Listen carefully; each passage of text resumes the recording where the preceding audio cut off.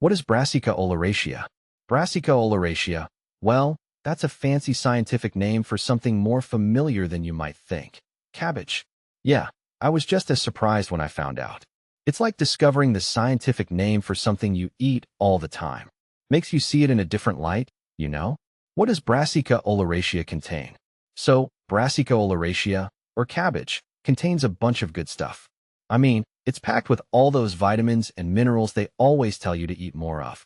I remember my mom saying, "Eat your cabbage, it's good for you." Turns out, she was right. What affects Brassica oleracea growth?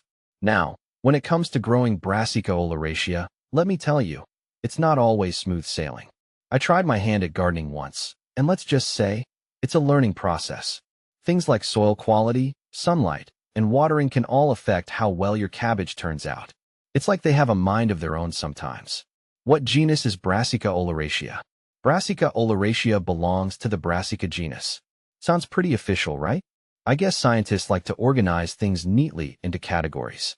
But for me, it's just another name to remember when I'm talking about cabbage with my friends.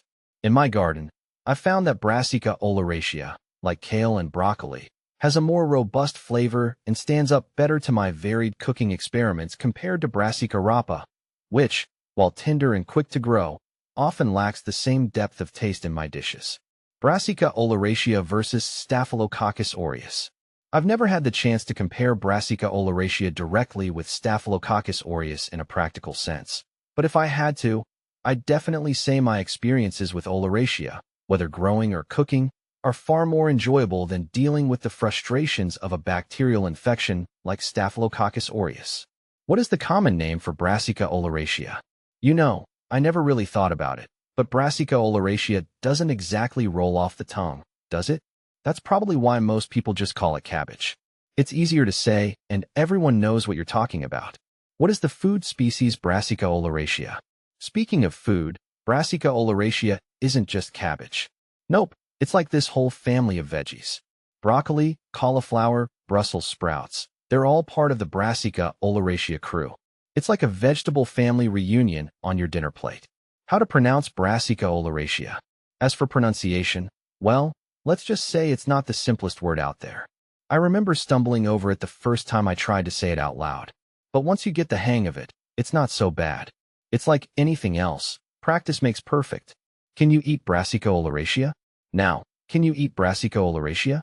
Absolutely. I mean, why else would we grow it, right? Whether it's steamed, sautéed, or even raw in a salad, cabbage and its Brassica oleracea cousins are definitely on the menu. How to grow Brassica oleracea? If you're thinking about growing Brassica oleracea, let me tell you, it's not for the faint of heart. I mean, sure, it's not rocket science, but there's definitely a learning curve. You've got to make sure they have enough space, the right nutrients, and don't even get me started on pests. But hey, there's nothing quite like the satisfaction of growing your own veggies, right? Is Brassica oleracea a perennial? Now, here's a fun fact. Brassica oleracea isn't a perennial. Nope, it's more of a one-and-done kind of plant. You plant it, you grow it, you harvest it, and then it's done. Unlike some other plants that come back year after year, cabbage and its relatives are more like seasonal visitors in the garden. Is Brassica oleracea edible? And speaking of eating, Brassica oleracea is definitely edible. I mean, that's kind of the whole point, right? Whether it's crunchy cabbage in a salad, tender broccoli in a stir-fry, or roasted Brussels sprouts on the side, there's no shortage of delicious ways to enjoy Brassica oleracea. Is cabbage Brassica oleracea? Cabbage and Brassica oleracea are like two peas in a pod. Well, more like two veggies in a garden, but you get the idea. So next time you're making coleslaw or stuffed cabbage rolls, just remember, you're dealing with Brassica oleracea in all its leafy glory. Why are there so many types of Brassica oleracea? Now, why are there so many types of Brassica oleracea? That's a good question. I guess nature just likes to mix things up sometimes. Plus, different varieties have different flavors and textures, so it keeps things interesting in the kitchen. From sweet cauliflower to peppery arugula, there's a Brassica oleracea for every palate. Types of Brassica oleracea. 1. Wild Brassica oleracea, Brassica oleracea var. Oleracea. In the rugged landscapes of coastal southern and western Europe, wild Brassica oleracea thrives. Known for its hardiness and tolerance to salt and lime, this uncultivated form paints a picture of resilience. Its natural occurrence, often limited to limestone sea cliffs, showcases its adaptability to challenging environments. The tall biennial plant, with its stout rosette of large, fleshy leaves in the first year and a striking flower spike in the second year, stands as a testament to the wonders of wild Brassica oleracea. 2. Cultivated varieties, a kaleidoscope of flavors. Acephala group, kale, collards, ornamental cabbage, ornamental kale, flowering kale, tree cabbage. The non-heading cultivars of the Acephala group, including kale and collard greens, remain reminiscent of the natural wild cabbage in appearance. Their leaves, with varying textures and shapes, bring a hearty and nutritious addition to the table. Alba glaber group, Chinese kale, Chinese broccoli, gailon, kailon.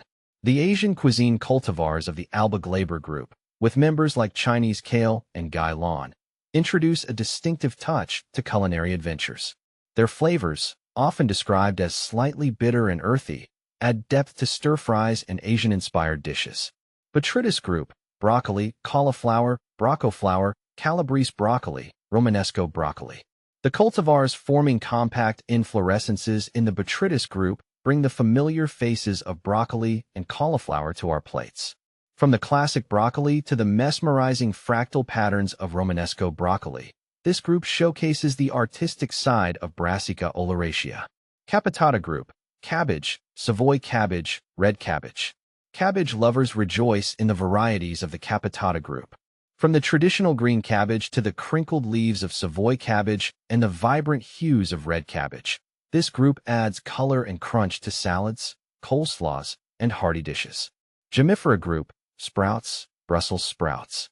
The Gemifera group brings forth the tiny, cabbage-like buds we know as Brussels sprouts. These miniature wonders, often roasted or sautéed, offer a delightful burst of flavor and are a favorite during the fall and winter seasons. Gondolodes group, kohlrabi no kohl.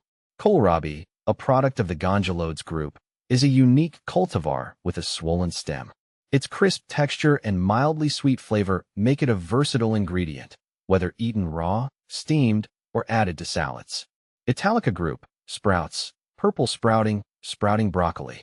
The Italica group, featuring varieties like purple sprouting and sprouting broccoli, introduces a touch of elegance to Brassica oleracea. These sprouting varieties, often heralding the arrival of spring, bring a delicate and tender quality to the table. Troncuta group, Portuguese cabbage, Kale cabbage. Low-growing annuals with spreading leaves, the Troncuta group, exemplified by Portuguese cabbage, offer a distinctive texture and flavor profile.